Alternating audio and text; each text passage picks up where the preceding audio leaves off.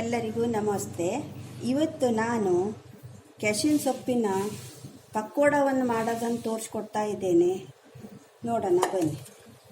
ಮೊದಲು ಸಂಬಾರ ಬೇಯಿಸ್ಕೊಂಡ್ಬಿಡುವ. ಇದಕ್ಕೆ 2 ಚಮಚ ಓಮು, ಆಮೇಲೆ ಈ ಜಾಯಿಕಾಯಿ ಅರು ತಗೊಳ್ಳಿ, ಅಥವಾ ಅದರಲ್ಲಿ ಹೂ ಬರುತ್ತಲ್ಲ ಆ ಹೂವಾರು ಒಂಚೂರು ಹಾಕ್ಕೊಳ್ಳಿ. ನಮ್ಮ ಕಡೆ ಎಲ್ಲ ಓಮು ಹೇಳ್ತೇವೆ, ಈ ಪೇಟೆ ಒಳಗೆಲ್ಲ ಅಜ್ವಾನ ಅಂತ ಹೇಳ್ತಾರೆ. ಅದ್ರ ಹಾಕ್ಕೊಳ್ಳಿ 1-2 ಚಮಚ. ಆಮೇಲೆ 1 ಚೂರು ಹುಣಸೆ ಹಣ್ಣು, ಆಮೇಲೆ 4 ಲವಂಗ, ಆಮೇಲೆ ಇದಕ್ಕೆ 2 ಚಮಚ ಆಗುವಷ್ಟು ಉದ್ದಿನಬೇಳೆ, ಆಮೇಲೆ 1 ಚಮಚ ಜೀರಿಗೆ, ಆಮೇಲೆ ಒಂದು ಅರ್ಧ ಸ್ಪೂನು ಸಾಸಿವೆ ಕಾಳು, ಆಮೇಲೆ 1 ಚೂರು ಇಂಗು, ಆಮೇಲೆ ಅರ್ಧ ಚಮಚ ಆಗುವಷ್ಟು ಕೊತ್ತಂಬರಿ ಹವಿಜ ಹಾಕಿ, ಆಮೇಲೆ ಖಾರಕ್ಕೆ ತಕ್ಕಾಗಿ ಮೆಣಸು. ನೀವು ಬೇಕಾದ್ರೆ ಬ್ಯಾಡಗಿ ಮೆಣಸು ಬೇಕಾದ್ರೂ ಹಾಕ್ಕೋಬೋದು, ಖಾರ ಬೇಡ ಅಂದವರು. ಇಲ್ದಿರ ಪೇಟೆಲ್ ಸಿಗುವಂಥ ಹಸಿ ಮೆಣಸಾರು ಹಾಕ್ಕೋಬೋದು. ನಾವಿಲ್ಲಿ ಗಾಂಧಾರಿ ಮೆಣಸು, ಸೂಜಿ ಮೆಣಸು ಅಂತ ಸಿಗುತ್ತೆ, ಆ ಮೆಣಸು ಹಾಕ್ಕೊಂಡಿದ್ದೀನಿ. ನೀವು ಸಂತೆಲಿರೋ ಮೆಣಸು ಹಾಕ್ಕೋಬೋದು. ಖಾರ ನಿಮ್ಮಿಷ್ಟ, ನಿಮಗೆ ಬೇಕಾದಷ್ಟು ಹಾಕ್ಕೋಬೋದು.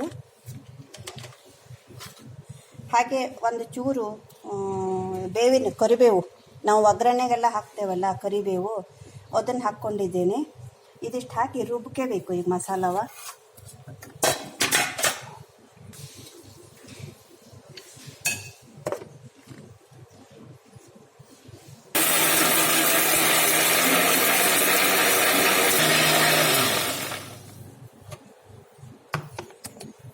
ನೋಡಿ, ಈ ಥರ ಮಸಾಲೆಯನ್ನು ರುಬ್ಕೋಬೇಕು. ಇವಾಗ ಇದಕ್ಕೆ ರುಚಿಗೆ ತಕ್ಕಷ್ಟು ಉಪ್ಪು,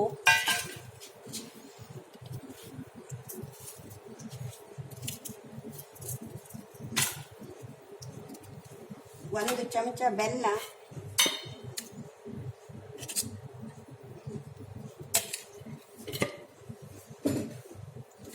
ನೀವು ಹುಣಸೆ ಹಣ್ಣು ಬೇಡ ಅಂದವರು ಹುಳಿ ಮೊಸರು ಇದ್ರೆ ಮೊಸರು ಹಾಕ್ಲಿಕ್ಕೆ ಅಡ್ಡಿಲ್ಲ. ಕೆಲವು ಜನರಿಗೆ ಆಗುತ್ತೆ, ಕೆಲವು ಜನರಿಗೆ ಆಗೋದಿಲ್ಲ. ಹುಣಸೆ ಹಣ್ಣು ಹಾಕ್ಕೊಂಡ್ರೆ ಚೆನ್ನಾಗಿರುತ್ತೆ.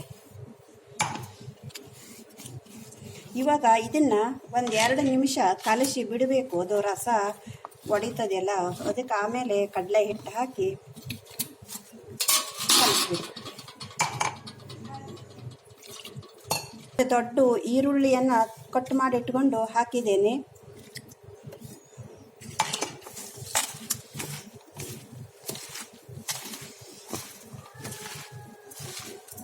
ಇದು ಹೀಗೆ ಕಲಸಿ 1-2 ನಿಮಿಷ ಬಿಟ್ಟರೆ ಅದು ಚೆನ್ನಾಗಿ ನೀರು ಒಡ್ಕೊಳ್ಳುತ್ತೆ.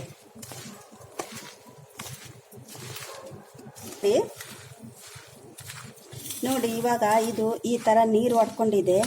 ಇದಕ್ಕೆ ನಾವು ಈಗ 2-3 ಚಮಚ ಆಗುವಷ್ಟು ಕಾರ್ನ್ಫ್ಲೋರು,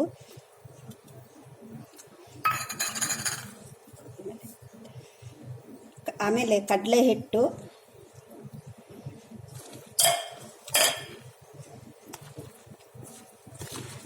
ಹಾಕಿ ಕಲಸ್ಕೋಬೇಕು.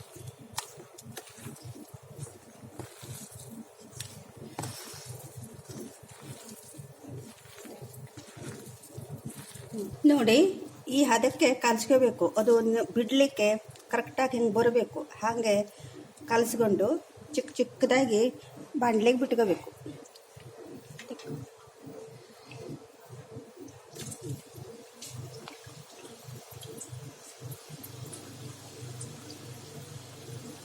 ಇದು ದೊಡ್ಡ ಉರಿ ಮಾಡ್ಕೋಬಾರ್ದು, ಸ್ವಲ್ಪ ಸಣ್ಣ ಉರಿಯಲ್ಲಿ ಚೆನ್ನಾಗಿ ಬೇಯಿಸ್ಕೋಬೇಕು. ಒಳ್ಳೆ ಗರಿ ಗರಿ ಬರುತ್ತೆ.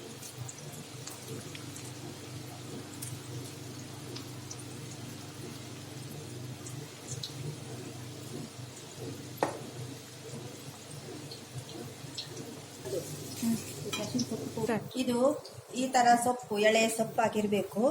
ಇದನ್ನು ಇವಾಗ ಬೇಸಿಗೆಯಲ್ಲಿ ಸ್ವಲ್ಪ ಚಿಕ್ಕದಾಗೇ ಇರುತ್ತೆ.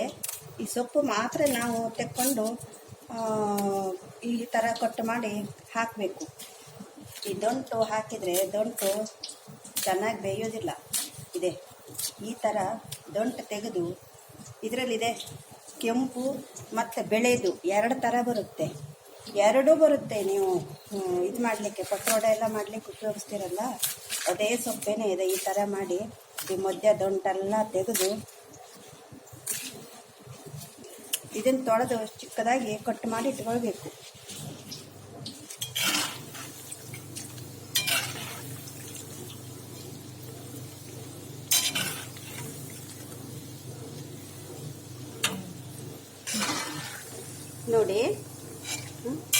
ನೋಡಿ ಈ ಥರ ಆಗಿದೆ. ಇವಾಗ ಇದು ರೆಡಿಯಾಗಿದೆ. ನಾವು ಹಬ್ಬ ಹರಿದಿನಗಳಲ್ಲಿ ನೈವೇದ್ಯಕ್ಕೆ ಬೇಕಾದ್ರೂ ಮಾಡ್ಬೋದು, ಆದರೆ ಈರುಳ್ಳಿ ಹಾಕ್ಕೋಬಾರ್ದು ನೀವು. ಕೆಶಿನ ಸೊಪ್ಪು ದೇವಿಗೆ ಭಾಳ ಪ್ರೀತಿನೇ. ನಾವೆಲ್ಲ ಗೌರಿ ತದಿಗೆ ಚೌತಿರೆಲ್ಲ ಸ್ವಲ್ಪ ಹಿಂದಿಟ್ಟು ಮಾಡ್ತೇವೆ.